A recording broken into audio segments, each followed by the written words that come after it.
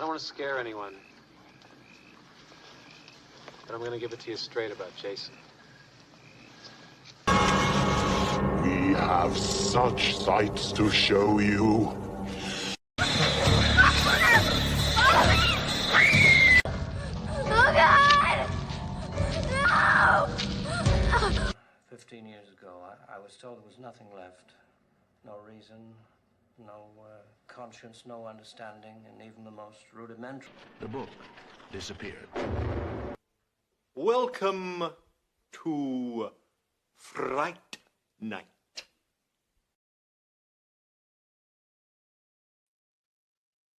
Welcome to Friday Night Frights. I need to cut that cap cut part out, but other than that, it's a pretty damn cool intro. If I don't say, if for somebody that's not good at doing editing, I'm going to pat myself on the back for that one. But I'm here with my co-host and co-show creator, Comiverse, Tony mine.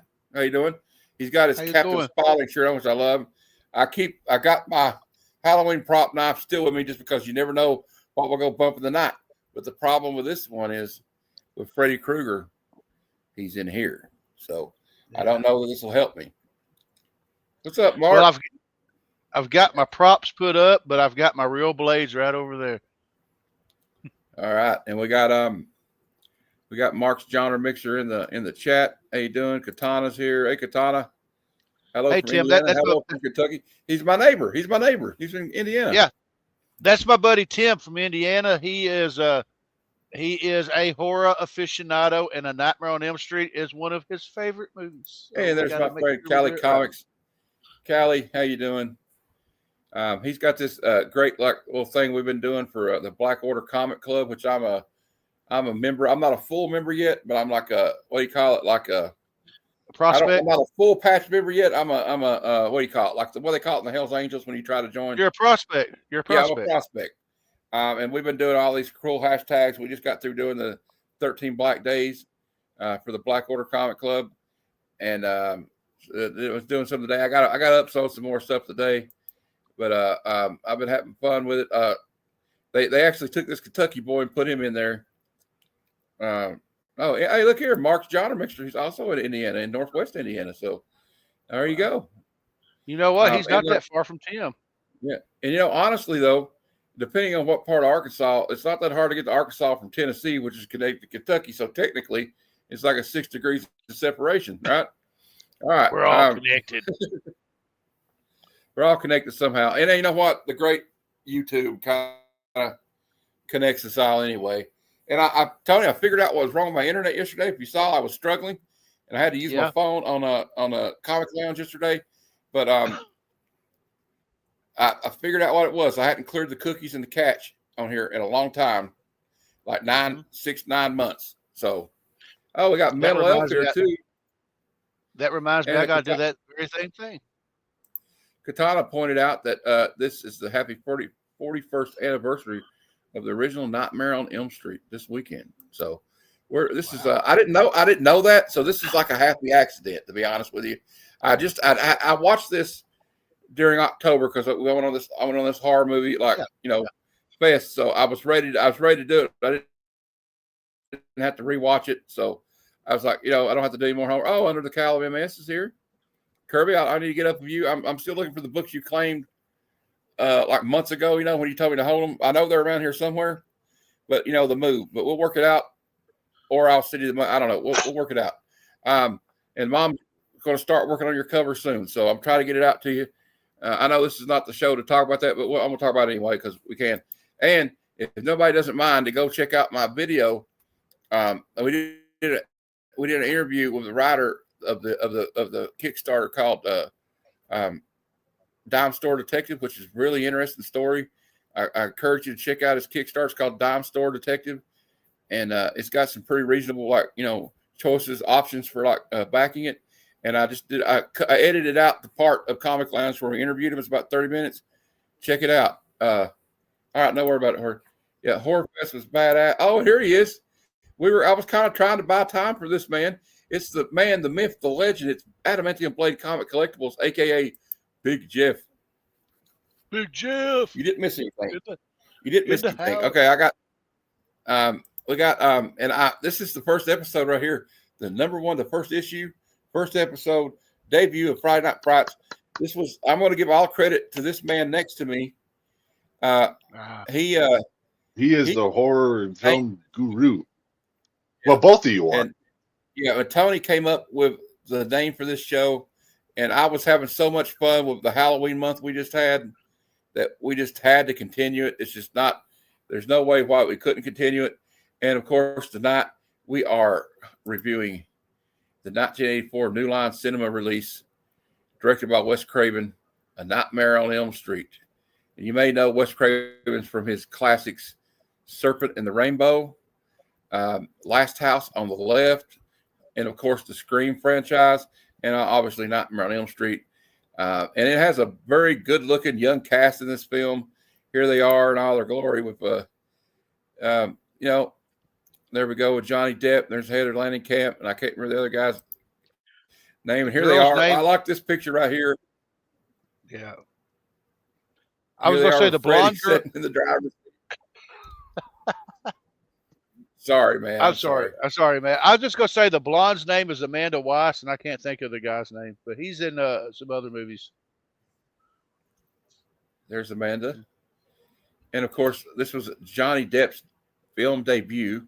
Look how young. He don't even look that young anymore, that's for sure. But, yeah, that was Johnny's. And Johnny was the one that started the fad of sleeping with a 30-pound TV in your lap. Never did. The imagery, I never did that. I don't know if anybody did that. Oh, but I'd love to try to draw that. That right there is like just iconic. That's an iconic image. And of course, the thing is also that Robert Englund, when he did this, you know how he would lean to the side when he had it's because the glove was kind of heavy, right? So like he would kind of like lean and be like, it's like a little acting technique he was doing. But yes, I love this movie. It's iconic. The movie that made me afraid to go to sleep. And we got a comment here from Mark's John, which says, older brother got me a VHS tape recorded of this off his friend's cable TV when I was 11. This movie freaked me out. And it's funny you mentioned that. I had an older cousin who was about 14. I was 8 or 9 years old. And he said, hey, you got to watch this movie. And I know he was trying to terrify me. You know what I'm saying? And so, and he did. He was successful. I didn't sleep for a week. Totally. I didn't even want to take a bath after what happened to Heather Langencamp in this movie. He watched a lot of, and as Jeff said, he watched a lot of horror flicks on bootleg tapes. Yeah, old Pizza Face himself, the child murderer, what do they call him? The bastard. What is it? What do they call him, Tony? Hold on. The bastard son of 100 maniacs. Yes. That's just, and it's like eerie because he didn't know who his father was because his mother was assaulted at an asylum. She was a nun. And so he was given up for adoption and the world gave away. You know what? That's actually, if you get into the pathology of a serial killer, like I was watching this thing called the Son of Sam tapes. And he didn't know who he was given up for adoption. He was adopted as a theme you hear. Ted Bundy was an illegitimate child because back when his mother when you get knocked up back in the 40s and the 50s, in the 40s or 30s or whatever, and you didn't know who the father was or the father wasn't around, they sent you somewhere to have the baby.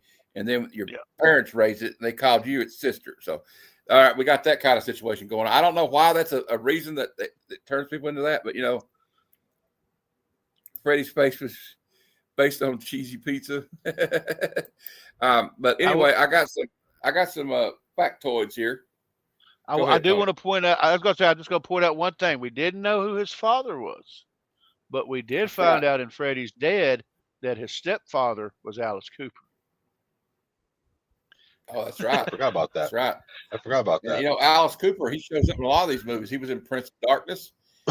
He was in a Nightmare movie. And so here's a little facts about it. The release date was November 9th, 1984, when it made its theatrical debut. It was filmed on a budget of $1.1 million, which is a lot bigger than some of the modest budgets of like Halloween and Friday the 13th. And it grossed $57.1 million at the box office. This film also contains biographical elements from director Wes Craven's own childhood, including the childhood bully that bullied him as a kid. His name was Freddy Krueger. So just a little FYI there. Okay, we got Katana saying after the whole Johnny Depp Amber Heard court thing, it's ironic that what happened to Johnny in Nightmare on Elm Street would be the second worst thing to happen on a bed of Johnny's. That's a fact right there. When you know. I mean, I'm going to actually highlight that comment. We're going to put a star by that. So there you go. This also, there was a story in the LA Times that Wes Craven had read about refugees that were fleeing from Laos, Cambodia, and Vietnam for the genocides that were going on there after the Vietnam War had ended. And after the, South Vietnam had fell, and these people were having horrible night terrors and nightmares in their sleep. And they talked about like they were afraid to go to sleep. And some of them actually died in their sleep. And the medical experts had called it Asian death syndrome or Buyata syndrome. There's some kind of sleep demon that the Asians believe in. And they believe it was hunting them down. And they actually died of terror in their sleep. Craven was also inspired by the 1970s song Dreamweaver by Gary Wright for the synth-based soundtrack of this film. Also, the movie,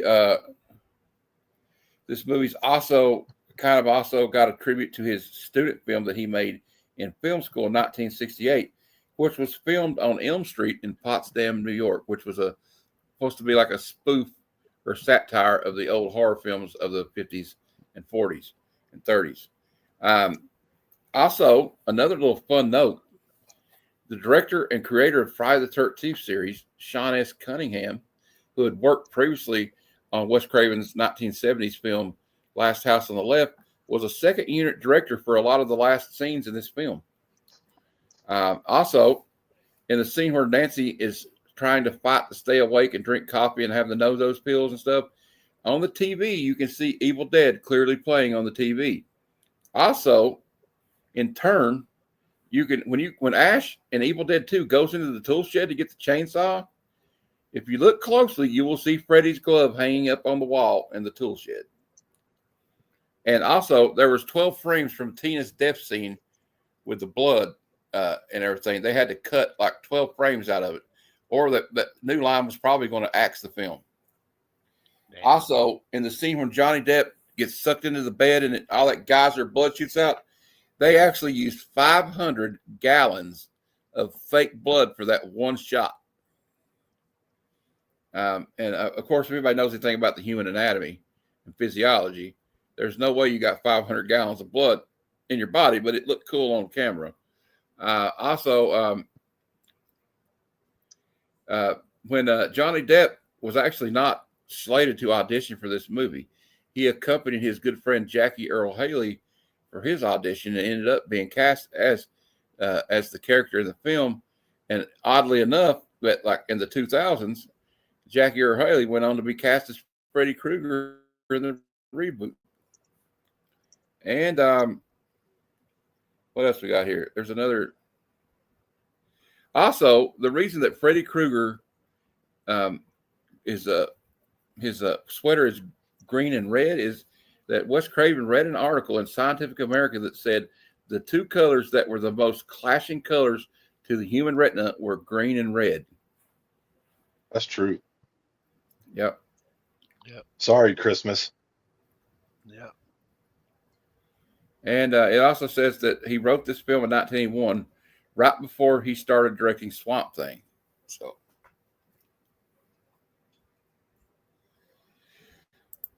here, Bill Elf said it should have been 501 gallons. Then we got Tony's to give us another fact here. He says the guy that played Rod Lane in A Nightmare on Elm Street is Jesus Garcia, credited as Nick Corey. He also played in Gotcha, Wildcats, Candyman, Day of the Dead, and Wes Craven's A New Nightmare. Yeah. All right. I felt like we named off the rest of the cast. I thought it would be a dishonor to the man if we didn't look him up and mention, give him credit. I think you're right, and also it would be I would be remiss about mentioning the great character actor John Saxon is in this movie. Exactly. He was a guest stars on a lot of TV shows like Kojak, Columbo, and most famously the $6 Million Man, where he played the cyborg guy, the Colonel, I think they called him, and he was also in Enter the Dragon, which is one of the greatest movies of all time, in my opinion. It's probably the greatest martial arts film of all time. And he was actually pretty passable as the martial artist in that film if you watch the fight scenes. And with him and Jim Kelly and Bruce Lee and all those guys in that movie. And what's his name? Bolo Young. Bolo Young. I love Bolo Young, by the way. But he's the man. But yeah. So John Saxon, I don't think gets enough love, but he gets love on this channel. And he was also in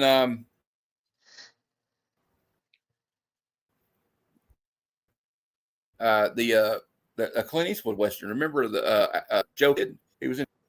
Yeah.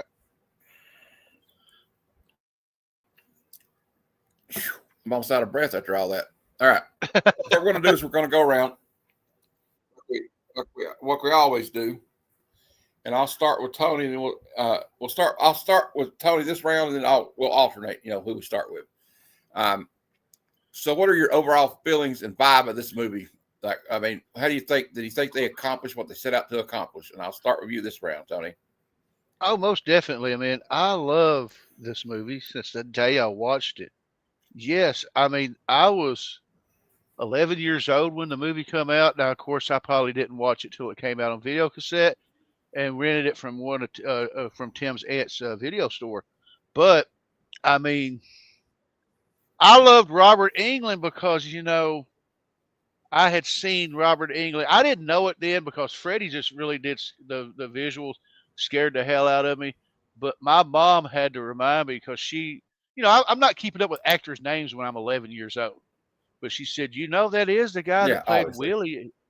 He said, that is the guy that played Willie in V and V the Final Battle or V the miniseries, right? And I went, no, that little guy. And he was like, yeah. And then of course, he got to play in one of my favorite Gene Simmons movies, Never Too Young to Die. He was the computer nerd that was doing came up with the computer thing for Ragnar to poison the water supply. But that's pretty cool. But yeah, going back to this, it was a great movie. Special effects are top notch. I didn't really know much about the history of the movie back then. Of course, there's no internet in the 80s. But I know for the longest time, it seemed like forever before we heard about part 2, but it was only a couple of years. So, but yeah, it was a really well thought movie. And the fact that this was the first time, don't go to Haddonfield because Michael's there. Don't go to camp because Jason's there. Crap, this guy can get us when we're in bed asleep, and we all have to go to sleep. So, it ain't until even though they did kind of hint in this movie, but none of us probably really picked it up that the key to Freddy was you just didn't have to be afraid of it. Yeah.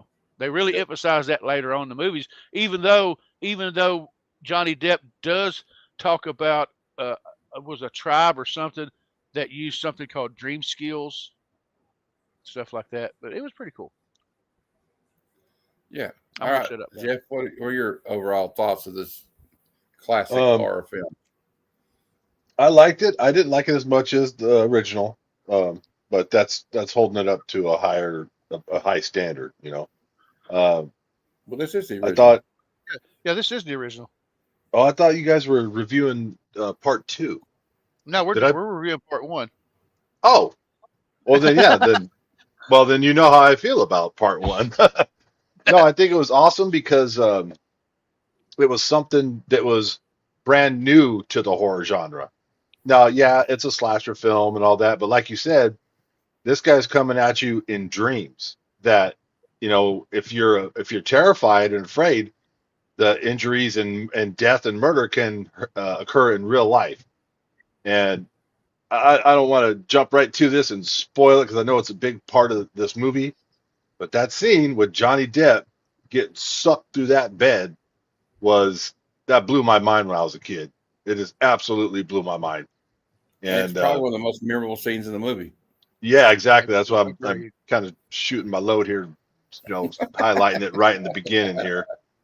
But I loved it. I loved the design of Freddy, the horrible person. We know what he did, and we know why he got burnt to a crisp, deserved it. But now he's back, and he's got that claw, and he's not the how do you say it? He's not the expressionless, hockey mask, Michael Myers mask, dark eyes, nobody's home, just killing force. He's motherfucking people. Come here, bitch. And just it's different. Yeah. It's different. And that's what I loved about it, because when you're a 10, 11, 12-year-old kid, that stuff's cool to you. It's just, it's rock and roll, but it's still scary. But I remember watching this thing over and over and over with my friends at night. Yeah. And I just touch on what you just said there, kind of, take off what you said. If Michael Myers was hard rock and Jason Voorhees is heavy metal, Freddy Krueger is total punk rock. Yeah. You know what I mean? He's just like, way to put it. You got Michael Myers and Jason are kind of the strong silent type. The only thing you get out of them is maybe an occasional grunt or heavy breathing. Same thing with you might see a Leatherface maybe squeal every now and then, but he doesn't really talk. But like Freddy would actually talk shit to you while he's stalking you and trying to cut you to ribbons with that. And that glove is just so frightening. Yeah. And I don't know if they had any inspiration from Wolverine or anything, but it also kind of has that Wolverine. I doubt it. I thought about that because I was reading X-Men during that time. But anyway, just having the whole concept of having this glove with all these razor sharp knives on it, and then like the whole lore of it, like they go right into the lore, just like we got the thing with Friday the 13th where all these counselors were making love and weren't watching Jason and he drowned, and the mother just Michael Myers is this horrible killing machine. You can't explain why he does what he does, and it's just the devil. Like he says the evil is loose. He doesn't even call him a person. Dr. Loomis doesn't. And this is the other one. It's like the part, what I like about it is like, you can tell even before you find out the secret that these adults are not telling these kids everything. There's a story that goes along with this, and you slowly piece it together because Heather Langencamp's character, Nancy, she's a smart kid. So she starts going to the library and looking up like old newspapers, articles and stuff. And this is before the internet, so she's using those microfilm, Anybody remember that? I remember using that. She's doing it the hard way. She's doing the Dewey Decimal System. Yeah. And like it's like so then she finds out they're hiding this thing. They all, what it is like you find out the parents, all these children went missing, and the police didn't have anything to pin it on, so they took matters in their own hands. And they did a little old-fashioned lynch party on this guy and set him on fire in his house.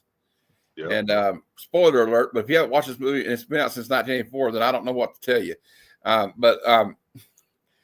I like the scene when she pulls the hat out of the dream, and she's like, oh, wait a minute. And, and she realizes that she burned herself, she could wake herself up, or she has somebody to. Although Johnny Depp lets her down, she's like, here, stay here and make sure I stay up.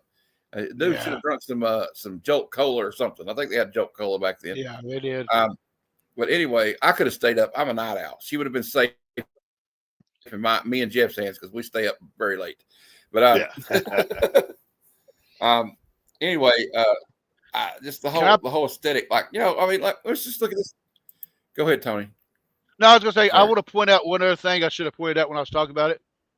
How many movies open up? You see Jason with he ends up getting his weapons. Michael gets his weapons. But how many movies do you see start with the killer making his weapon? Yeah. I mean, he didn't buy that. He didn't buy that. Yeah. He made his own weapon. And he made it. And like we were talking about the iconic image that came along with this movie. Look at this. I want to draw the part where he's going down the alleyway and his arms get longer and longer. And he's scraping. Everybody hates that nails against the chalkboard sound, right? Yeah. It's very grating. And also, I think it was perfect casting. Get these young actors and actresses. I mean, I think she was a beautiful girl, obviously. But also, like Jamie Lee Curtis, she's one of the only final girls that's not in just one movie. Like, you know, in Friday the 13th, we get Alice in one movie, part of the other movie, and she's gone.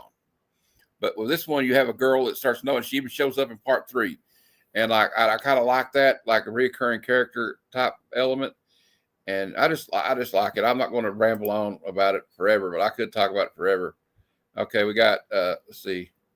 I want to check everybody's things. Wolf Wall Books, my homie says, Wes Craven saw his cat scratching his furniture up and was inspired for that glove. Okay. And we got Under the Cow. Of course, the parents aren't scaring the kids with their nightmare. With that nightmare, none of them seen monsters like Freddy being real, so you aren't going to scare the crap out of kids about something you have killed. Yeah, they didn't believe them. But like you can see like the scene where Nancy pulls that fedora out of the dream and her mother looks like she saw a ghost. And you notice her mother starts drinking heavily after that. Yeah, her mom gave up. She's just like, I can't take it. Yeah. Katana, I read that there was an omitted subplot that Nancy actually had an older sibling that was supposed to have been one of Freddy's victims when he was alive, but they dumped it. That would have been cool to keep it in, I think. All right, let's get to we're going to go and I'll start with you this time, Jeff. And I guess we'll go with the gore factor. And a scale of 1 to 5, what do you give the gore factor of Nightmare on Elm Street? I got to go 4.9, because I guess 5 is just the, again, because of the Johnny Depp scene and just many of the other, and this may not be gore, but I loved whenever his face would appear in some type of material and like start stretching through. That shit was cool as fuck and spooky, Yeah, the gore factor. Actually, I should say gore factor and the special effects. We can go talk about both things in the same thing, so it's fine. Yeah, and as the movie goes on longer and longer, how they start to try to fight back against Freddy, all that stuff builds tension, and I don't know. I think the gore factor and the effects. Yeah, easy a 4.9 out of 5. And Tony, I agree with him. I would just go total 5, but yeah, we'll say 5 for something special, and I'll go 4.9 too. From the fact that you see, Tina's gown open up and you see the freaking blades from nowhere. I mean, the slashes from nowhere. You see, Freddy going, cutting off his watch this, and cuts off his freaking fingers. And just stuff like that. And of course, Johnny's death, what's the coroner got to say about that? He's been in a John puking since he saw it. I mean, we got that. I got that clip here. I'll show it in a minute. But I mean, it's just amazing. I mean, they really did a lot with it, and kudos. I mean, they did. And not even the gore stuff, but like the background stuff, the boiler room, the way they made the boiler room scary as hell. I mean, who would have thought that they could have made a boiler room scary? And just like you said, the finger. I don't know. Boiler room can freak you out. I worked at a hospital and went to go to the old boiler room that they'd had blocked off, and I always did not like going down there at all. Yeah. Oh, I got just a little side story real quick. So when I was in 6th grade, elementary school, if you volunteered to work in the kitchen to help serve lunches at lunchtime, you would get your lunch for free. And if there was extra, which there always was a couple extras, you could have 2. So I'd try to work on pizza day anyway. So, but when you start and get rid of some things, they had in the back where they kept some of the, like the giant pantry area, there was a goddamn chunk of wood in the floor that had 2 rope handles on it that you could lift up, and it went underneath the school and where they had like other stuff. And there was a freaking chair down there that had like these weird straps on it. Oh, shit. And we all didn't know like what was this chair. And this is 6th grade. This is when I'm watching all these movies, Friday the 13th, Nightmare on Elm Street, and all the buddies that would every once in a while volunteer, we'd all talk about it and be like, man, I wonder if somebody in this school is like taking kids, all that stuff starts going, they start talking about stupid shit. But anyway, that's my little side story. That was where the bad kids went. Yeah, man, made you wonder. Yeah. It was weird. Hey, man, in the 40s, they might have been tell them what they did for punishment in school. Well, you got leather straps hanging off a chair, man. That's my question. Yeah. Something's going on. I think maybe there needs to be an investigation about this. I don't know. You might have needed to call the authorities. It could have been like the Golden State Killer might have been down there. We were a little disturbed about it, but everybody knew about it, so I'm like, it can't be anything. Did you? Oh, I got a question. Bad. I got to ask a question about this. Did you ever talk to one of the lunch ladies or like the teacher, and be like, why the fuck is there a chair with straps down there in that room? So we never asked because we were too scared to ask. Dude, I'd have to ask. In our dumb little minds, we were like, if we ask them and then they're like, well, what are you asking so many questions for? You know what I mean? You don't want to draw attention to yourself. Oh, you've definitely seen too many horror films. And see, and I'm sitting here hearing this thinking, if I worked in the lunchroom and like little Jeff would have come up and asked me about the spot down there, I'd have been like, oh, we don't talk about that anymore. Now, I'd have been like, perfect. I'd have been like, poor Timmy. Hey, and you'd have messed me up for life, man. This is at the 31. Hey, I got to tell you right now, this is it's a 30-minute mark. I want somebody to write that down because I am definitely clipping that shit. That's going to be a short right there. All right. Yeah, because that's a crazy story, man. I mean, but we all had that like room like at school, like when you got to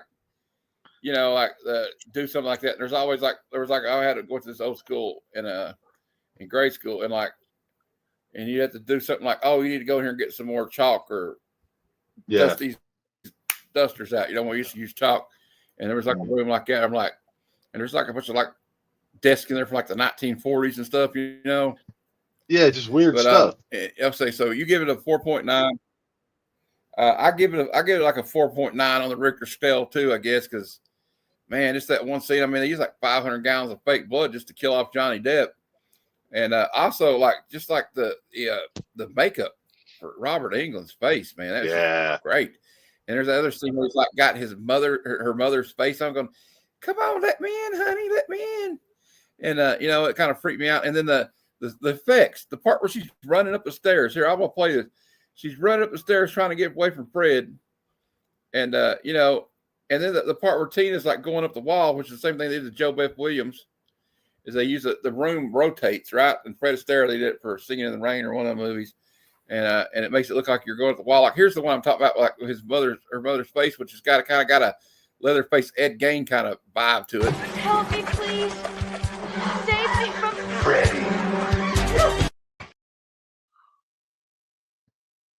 Save me from Fred. And then she runs up the stairs, and that's what I was talking about this scene. I'm gonna split you in two. I'm gonna You talk to him. Too. Go ahead. And also, this part, the effects of this scene right here, creeped me out. I'm your boyfriend now, Nancy. Yeah. Yeah. I'm your boyfriend now, Nancy. And then now the question is, after 41 years, where's the Freddy phone? I'm just saying, after 41 years, who has that phone? I wonder if somebody That's a good owns it. question. Like, oh yeah, we talked about this earlier, but here you go. This is the part after they is like, what's the coroner think? What the hell did that, Lieutenant? I don't know. What's the coroner got to say? He's in the jaw and puking since he saw it. And Jeff, let me ask you a question. You were in law enforcement, and I'm sure you've had to deal, unfortunately, with some unfortunate crime scenes. That right there is kind of like if the coroner is freaked out, and there's something really wrong, right? Yeah, it's got to be pretty bad. All right, it happens though. And I like that. Yeah, I mean, I'm just saying. And we got. I'll play. Let's just play these clips, and then we'll get to the next segment. I want to get these out of the way.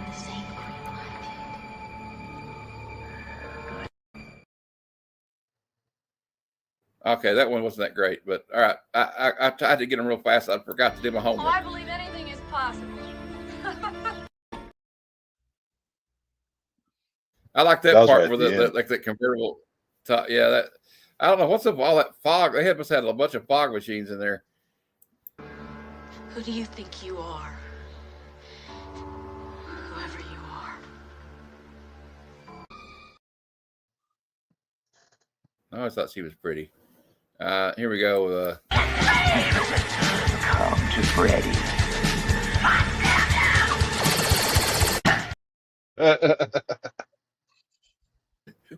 Come to Freddy.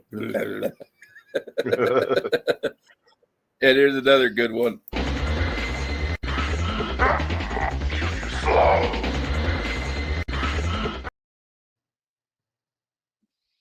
Yeah, he's going around. He's like, I'm going to kill you. I'm going to kill you. He was like, I'm going to kill you slow. And then I just put this one here because I thought this was a funny interaction between Johnny Depp's character and his mother. Because, like, I would never have said this kind of shit to my mom. Nude America's going to be on tonight. Well, how can you hear what she's going to say? Who cares what she says? I would have said that Nude to my USA. mom. She's like, are you going to hear what she's going to say? He goes, I don't care what she's got to say. What's up, Aaron's in the house? What's up, Aaron? I was Aaron Yeah, here? I would have said that to my mom. Okay, we got a question from Tokyo Joe. He said, do you guys like Freddy's Nightmare TV series? I did. I thought it was kind of cool. Pretty It cool. wasn't Nightmare on Elm Street, but I like, you know. I don't think I watched it. There was the actually, two-part there was like a episode. young. Yeah, Yeah, go there ahead. was Go ahead, Matt. I was going to say a young Brad Pitt's in an episode of that, by the way. I was going to say there's a two-part episode that actually goes deep into the origin of Freddy. Oh, really? Yeah. Yep. I don't know if I watched that one, but it is on Tubi, by the way. If you're interested in watching the series, it's on Tubi. The only disappointment of a horror movie franchise TV show to me was Friday the 13th series because it had nothing to do at all with the movies. I loved watching Rory, though. Oh, well, yeah. I'll give you that. Anyway. All right, moving on. I'll start this next round off, and we're going to talk about the old tropes, the old horror movie tropes. Well, one, even though this movie is original, they does have some old tropes in it. Like, I hear this strange noise, so I have to go outside in my nightgown to go check it out. Let's try to run up the stairs instead of out the door. The parents keeping secrets from their children about some evil monster that, had been like terrorizing the neighborhood, and he's come back. And, just like the whole, like also the trope of like the teenagers cannot trust the parents or the adults. Yeah. Like, and also like the terrifying thing, it's terrifying to me is like, this is not a trope, but that scene where where Tina's being killed in her dream and her boyfriend's right beside her and he can't do nothing to stop it. He doesn't even know what's going on. And he gets blamed for it. And like, it's like the parents not believing their kids are like, they're just being stupid teenagers. And the cops are all bumbling and can't figure anything out. It's a standard thing. And there is a dumb scene that is not a trope, but I guess it could be like where they take her to that sleep doctor and they're just letting their mother just sit there and look, what's this thing? What's this button do? I don't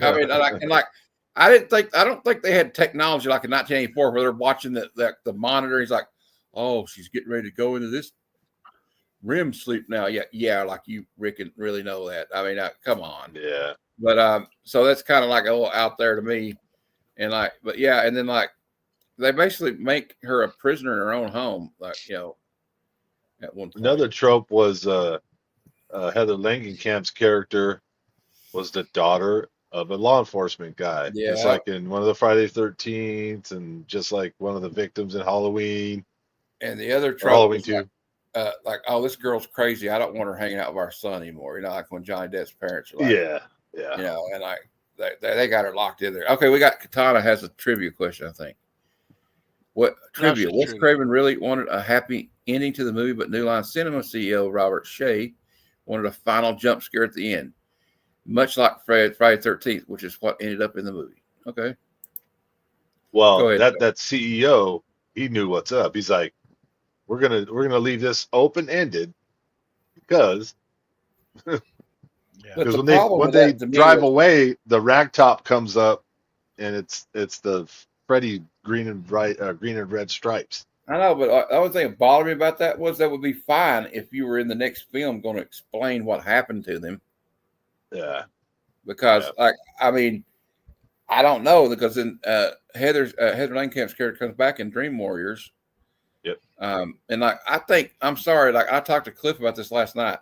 Everybody gives Friday 13th, Nightmare on Elm Street Part 2 a bad rap, but actually, looking back at it, it's not like the dream factor, but I liked it. I mean, I don't know. I don't want to get into that, but Tony, what are some tropes? Like, I guess we kind of covered them all. I don't know if it was a good segment.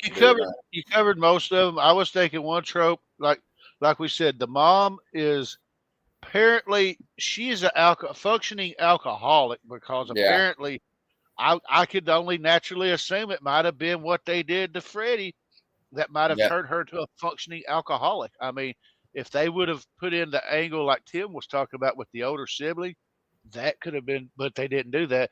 But and then the fact that she was the first one, to her credit, that said, "I'm going to go get her some help," because and then to the guy, her dad, I love the fact, even though it's just small, that when he first, he finds out about the dead teenage girl, and he walks in the room, he goes, "What was she doing there?" She lives there. No, not her. You. What were you doing there? And then he's like, "How are you, hon?" The first, the first thing he really wanted to know, "How are you doing, hon?" Mhm.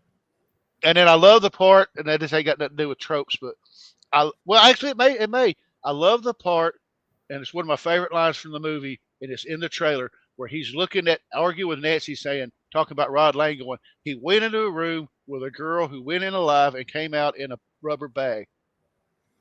Mm-hmm. That's all the cops really knew. Yeah. Dude was in there. Yeah. Chick died. And that would be a frightening situation to have something like that happen. And there's no other explanation. Like, if you're a police officer or detective, that's obviously what you're going to say is like there's no way you didn't do this. If you were locked in a room with this person, and that would be a nightmare situation to be in as a person knowing you did not do it. So that's a nightmare itself, Another trope. Her mom was gone to Vegas with a boyfriend, so they had the house to themselves to do whatever. She's got the aloof parent that doesn't really pay attention to their daughter. And also you got the mischievous kids. There's a hilarious scene with Johnny Depp calls his mom from the house, Tina's house. Yeah. And he's like, "I got this tape. I'm going to tell her I'm staying at my cousin's house by the airport." So he puts the tape in. It's like, you got planes taking off, and all of a sudden you hear like a car revving up on the sound effects tape, and there's a crash. He's like, "Oh, somebody's racing. I think there was an accident outside, Mom." And then he started hearing like gunfire. Dude, his first mistake was saying, "I got this mixtape from Rod." Yeah. Rod's been messing with him since the beginning of the movie. So yeah. Okay, you're gonna trust him to make that tape. Okay. And anyway, also the kind of the good girl though, is that a trope? Because Nancy's kind of a good girl. It's like she's like kind of getting hot and heavy with her boyfriend, and she's like, "I'm not ready for that yet," But then you got Tina, who's obviously promiscuous, and she's got the bad boy that everybody's like, "I can't believe he's with that guy. He's such bad." And another thing that was kind of cooked him was when, if you interviewed like Nancy and those kids after her death, what are they going to say? The last thing she said to me was, "Don't leave me alone with this maniac," even though she was joking. Yeah. Yeah. If you think about it, there's one trope that didn't happen. That kind of cooked him, and just like that scene where he comes to the bar. Yeah. No, I was just gonna say there's one trope in this movie. I don't know. It's a common. I don't know if we need to do a round of it. Oh. What is it? Oh. No, the trope that you see in a lot of horror movies that you didn't see in this one. They didn't, to my knowledge, they didn't do drugs and they didn't drink. Yeah. They drank coffee. Yeah, they didn't. They were just wanting to hang out with each other, and I guess Tina was wanting to, get it on with her boyfriend, I guess. They didn't really drink, although she did take no dose later. That was just to stay awake. Another favorite line from Nightmare on Elm Street. The paramedics pull out a stretcher for Glenn's body, and a cop says, "You don't need a stretcher. You're going to need a mop." Yeah. Yeah, I remember that. I remember that now that you bring it up. Oh, my God. Okay. Kind of slowing down, but all right. Yeah, there we go. It'll.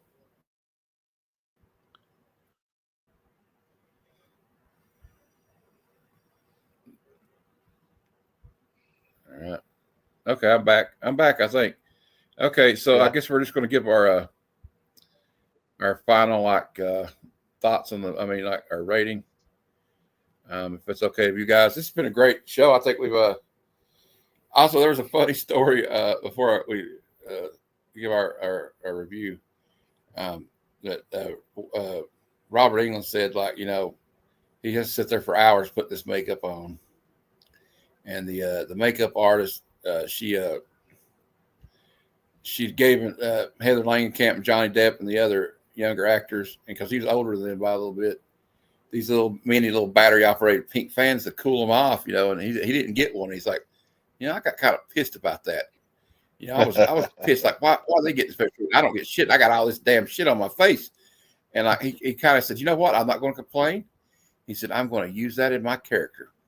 Yeah. And so he used that kind of like, this is kind of bullshit to, like, in the film as being the antagonist of the movie. And like, if somebody's ever made a career off of like one role, this guy, I mean, when Jackie Earle Haley, he tried. I'll say he made an attempt, but it's just like when you see this movie, it's like I can't see anybody but Robert Englund as Freddy Krueger. He just got the part. He knew the assignment and he aced it. That's all I'm going to say.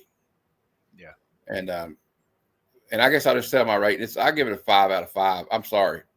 This is like a horror movie slasher film classic. It was unique. Nobody ever done this kind of thing where you're worried about your dream. Nobody's safe in their dreams because you're vulnerable in your sleep anyway. And, and people always, like, since the dawn of time, been trying to interpret dreams. Like, I had this crazy dream last night. I don't know what it meant. And so, yeah, I just think from start to finish, it's the reason Wes Craven's considered one of the masters of horror, in my opinion.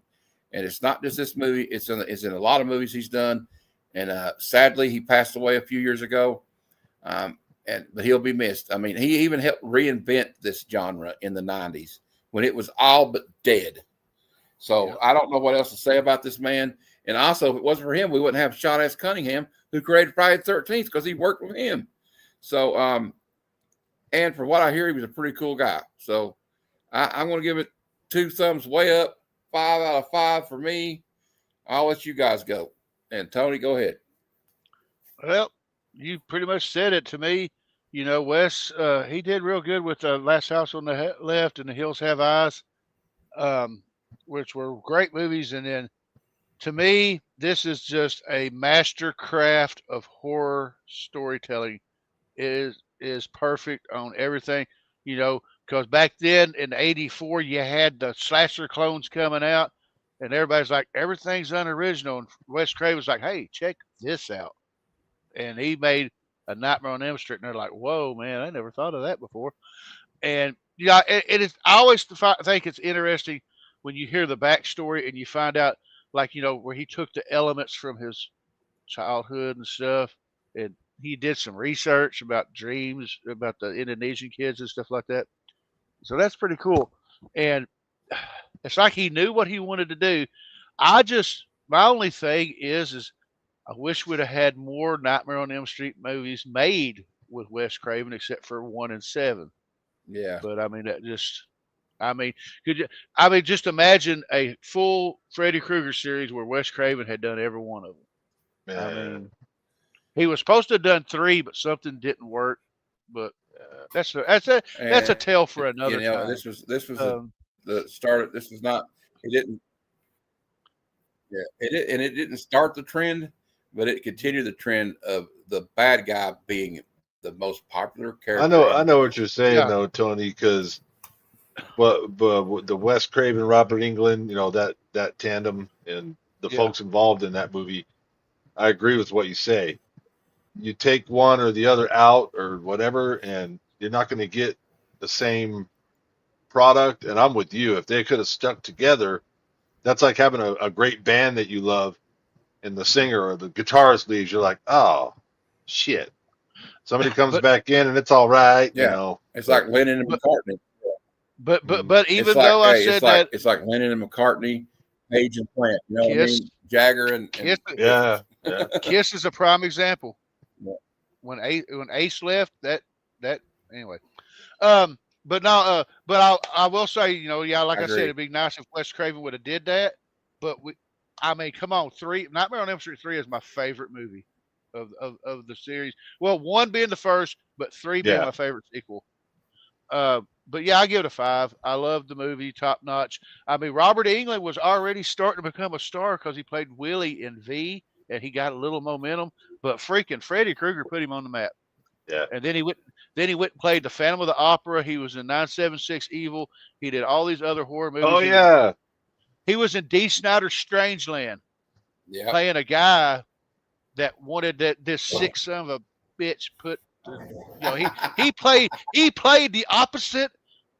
He would have, you know, basically he played the opposite role that he had to deal with as Freddy in Nightmare on Elm Street. He played the opposite role in Strangeland. So I mean, yep. Anyway, that's it. That's all I give it. You guys know I'm going to give it a 5. I give it a 5 because obviously because it's nostalgic to me personally, but not just that. I think because of the sheer originality of Freddy's character, and again the fact that he's not walking among mere mortals. He's killing people in dreams, and they just created a whole atmosphere that was different, and it was scary and kind of fun at the same time, if that makes sense.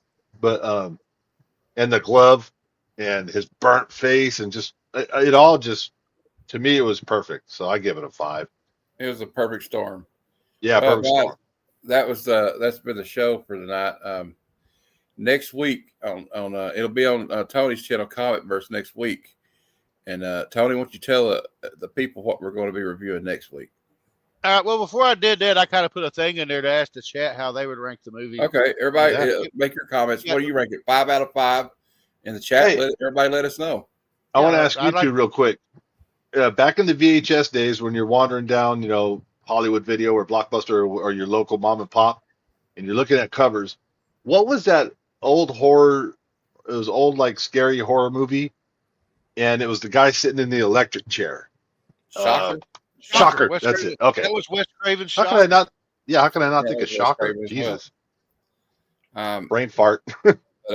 Tony, tell everybody, since it's on your channel next week, I'll let you tell them what's coming up. And I'm even going to show the movie poster because I just bought it off of eBay because I like that stuff.